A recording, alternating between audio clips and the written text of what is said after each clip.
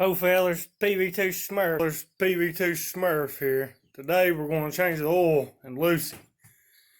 Prior to this, I've only changed the oil in Lucy usually about twice, once every riding season, or maybe twice every riding season, depending. Where she was seeping before, didn't really feel the need to change the oil all the time because I always had to add a little bit of oil, so I know I'm getting fresh oil in there. Now we got that issue solved. Hopefully we change the oil and we get her on a regular scheduled maintenance. The biggest thing in doing this job is just doing it without getting oil all over all this chrome. So I'm going to walk you through it. It's really simple. Video won't be that long. You don't need a whole lot of tools for this. I'll go through some of the details. One thing I did want to update everybody on was I did end up getting the correct air filter. As you remember in the previous videos, the way the air filter looked, it was really decrepit. Yeah, after calling the local Harley Davidson shop and going by there, they tried to get me to purchase a K&M filter. The K&M filter will not fit for my teardrop shape air filter cleaner because even though the one that's on Lucy looks like one that goes on an S&S carburetor, clearly when you look at an S&S carburetor housing assembly, you know, the breather housing, it's shaped a little different and it's a little bit deeper. And so from deeper, I mean from the front to back. So what I ended up doing was going by an old motorcycle dealership. Well, I won't say dealership. What I ended up doing was going by a well-known, already established old-timer that really does just odd and end work here and there, and I asked him, I said, hey, you know, could you help me find an air filter? I'm having issues. For some reason, a lot of the air filters are not categorized or cataloged very well for motorcycles. If you had a stock filter, yeah, but as soon as you change the aftermarket, they're not cataloged very well at all. I spent hours and hours online trying to find a filter that would fit. I was unsuccessful. However, after I stopped by and talked to the old man at Jim's Custom Cycles, and I'll make sure I put their information in the description below, knowed Hobie, who owns the shop for years. I actually did a little bit of work with him one time in exchange for getting parts and things for my motorcycle at one time. You know, we've all been there. It was a second job. After doing that, I really kept in touch with Hobie. I really like Hobie. I really respect them and the things they do. I would have went to Hobie first for these parts. However, I was unable because he wasn't open on the days that I wanted to exchange the filter and the days I actually had off work. However, the exact filter that I ended up getting was the one you see now. This filter, as you can tell, is made by V-Twin, and so the part is a V-Twin part number. The part number, as you can see right there in the box, for my specific one, if you're in my boat, and you might not be, most of you probably aren't, is 34-0935. And so if that's a part that you need for yours and you want to try giving that away, you can. If not, and you're local or whatever, you want to give James a call up there at Jim's Custom Cycle, feel free to do so. But without further ado, here we go. Let's change this oil real quick and get Lucy a little happier, a little new oil. Hey fellas, PV2 Smurf here. PV2 Smurf here. PV2 Smurf here. Oh fellas, PV2 Smurf here.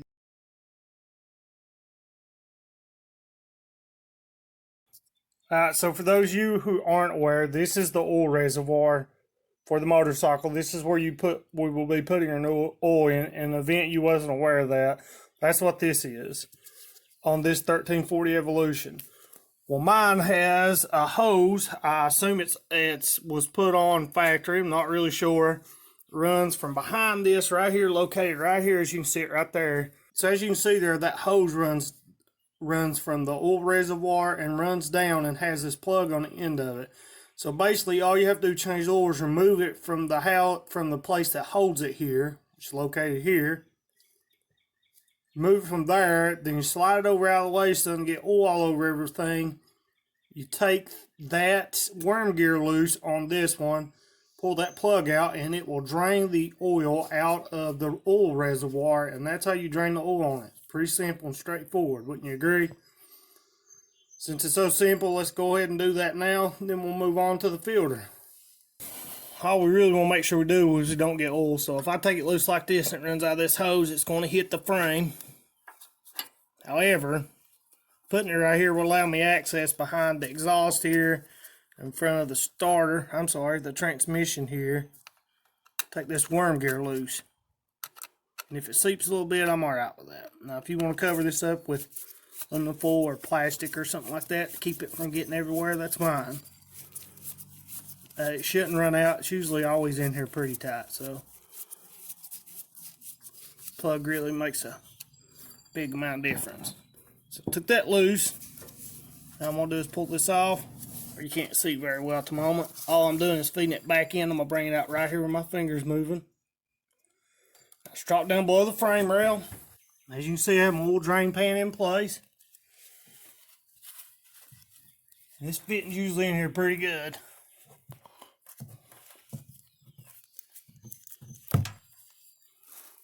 Just like that. Here's the plug and what it actually looks like. So it doesn't have a fitting on the end or nothing. It's just a flat plug. Set this out of the way.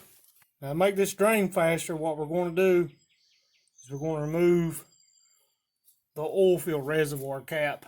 When we take the oil reservoir cap off, we're going to make sure we have clean hands. Now watch the flow change. There it is now. Watch this one, take the lid off. See it change right there real quick? It was quick, but it did change. Now we're just going to let it drain. Make sure thing's good. Just going to let it drain. After a couple minutes here, you can see it's kind of a drizzle now, but I'm still going to let it go ahead and get all of it out of there and out of the way. Now, as you can see, the oil's barely out of drip. It's been doing this for a while, so now what we're going to do is we're going to reinsert our plug. Make sure the end of it's cleaned off very well, because you don't want to have to worry about any kind of contaminants being on it. You also want to make sure that seal's good. You don't be sitting and then find a puddle of oil and think, oh Lord, something's wrong. So what we're going to do is we're going to put our clamp back on first. So you know it's on there. Which it will actually slide over the plug, but we're going to just go ahead and put the clamp on. Clamp is on.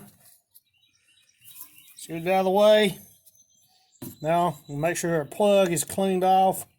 Doesn't have any residue, so we know it seals good.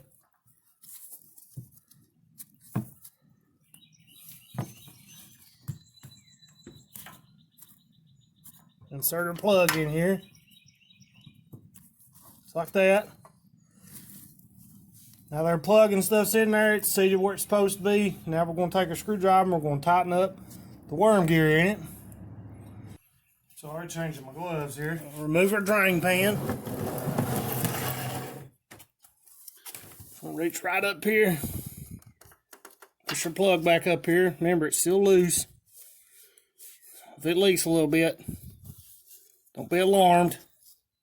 If your stuff's all polished up, be aware of that. If your stuff's all polished up. So now what I'm going to do is turn this worm gear, put it in its correct orientation, and you can see because this hose has been on here a while, so it sits in a groove like that. Not a big fan of flathead screws, mainly because of slippage when you're trying to get them really tight. Use a socket for this, but shouldn't need to be that tight. Just tighten up to where she don't leak. Just tighten this up some.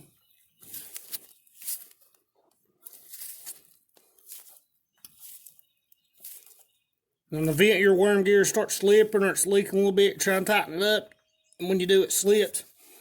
Buy a whole packet of worm gears. Harbor Freight, don't cost much. Be good insurance for the future. You're going to use them, trust me. Now we're just going to slide it down inside this groove. This groove right here is open on that end. Well, maybe slide it down in there. So, see the end of it? So it just went in there. That's it. See, now if you want to recheck, make sure it's tight, you can reach right down in there and do so. It's held in place. Yep, she's tight. Now we got to remove the oil filter and change that. It's not very difficult. So where's the oil filter located on this motorcycle? Right here on the left side of the motorcycle, in the main front of the engine bay here, is the oil filter. Now, typically if you buy these, either buy them in black, or you can buy them in chrome. Previously I bought a chrome one, so that's the only one they had.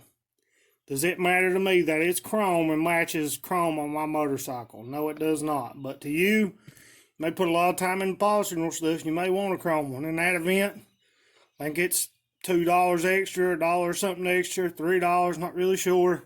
You can get you a big chrome one. Me, not a chrome person. So we got to remove this filter. So we're going to move our pan over here and I'll walk you through this. It's not very difficult. Now as you can see, when you take this oil filter loose, it is going to drain oil down the front of this. And so a couple ways to alleviate that. Taking sticky some aluminum foil in behind it, some shrink wrap, or something plastic so the oil will drain off of it. My event, we're just going to use the bag that come with the oil and the filter we got when we bought it. So a plastic bag, everybody's got a store bag at home somewhere.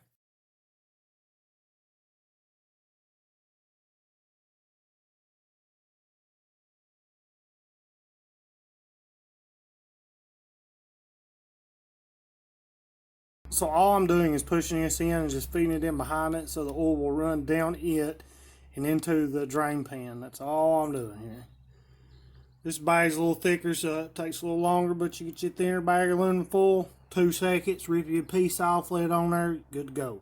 As you can see, there's the bag. There's the oil filter, so the bag's in behind it. You know what, that's plenty enough for me. Any excess that hits, take me a little brake cleaner, just clean it off really good. So now we just gotta get the oil filter loose.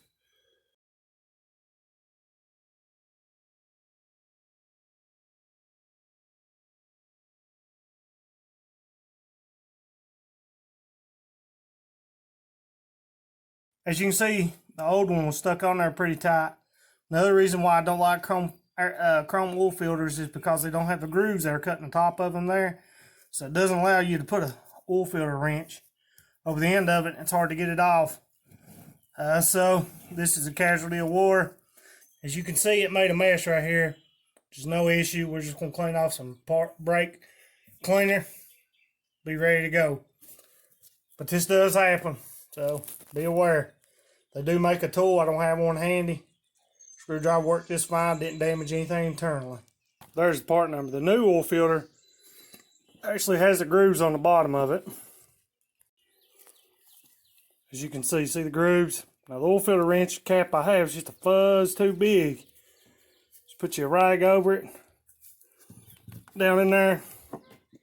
She fits just fine. And that'll be easy to put on and off next time you have to do this job.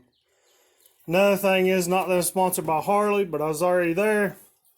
I got the filter. I run 2050 in mine, depending on what kind of motorcycle you have.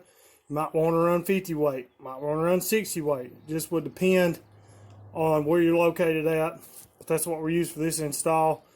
It takes 3 quarts if you're going to ride it, but no more than 3.5. So if you do 3, when it builds up volume and pressure inside the system, it's liable to run over the oil reservoir, so be aware of that. As I've stated previously, you want to make sure you always fresh oil. Put your finger down in it just a little bit. You always want to coat this seal. Goes around through here. Always, always, always. Whether it's on a motorcycle, a car, whatever. You always want to coat this seal really good. So that way you don't install it dry. Now for the Harley, where the position it mounts, you cannot pre-fill it. But this will be sufficient for what we need. Put your little oil in there. Put it back on the bike. Now you want to make sure that you clean that mating surface there where this oil filter goes on there. You also want to make sure when you move the other one that the actual oil ring is still on this filter and not stuck to the housing. If it's stuck to this housing and you replace that and put a new filter on there, it will leak. You don't want to be going chasing leaks, so you want to make sure. Clean rag, use brakes clean, parts cleaner or whatever. Use brake cleaner if you'd like. Just want to clean that area there where that filter goes. You want to make sure that's clean. Now that we got it clean with the clean rag, we'll install the new filter in a much easier fashion than we had removing the old filter. So all I'm going to do is start this. I always start them by hand so I know they're threading on there right. Very simple. Got started by hand. Now I'm going to stick my oil filter cap wrench on here. And I got a long extension so I know it'll reach and be out of the way when I go to. Now these wrenches are made, yet again, these cap filter wrenches are made to loosen and not to tighten the filter on there. But it's alright to give it a little snug because as you tell, it's not very tight.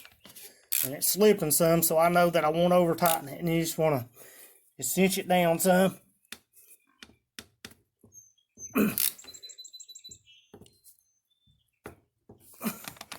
It's like that.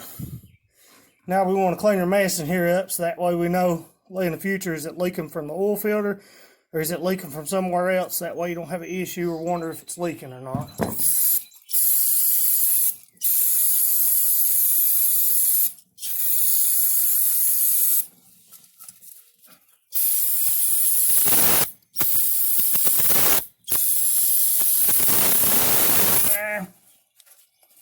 Right there off. Noticed I have the drain pan in there. So make sure I catch this. Don't want to hit on the floor. Alright, now we just gotta put the oil in it. Hey fellas, I want to appreciate you for tuning in on the video. If I have anything that I missed, could have done a little bit better or whatever, let me know in the comment section below. As always guys, remember, your rig, your call.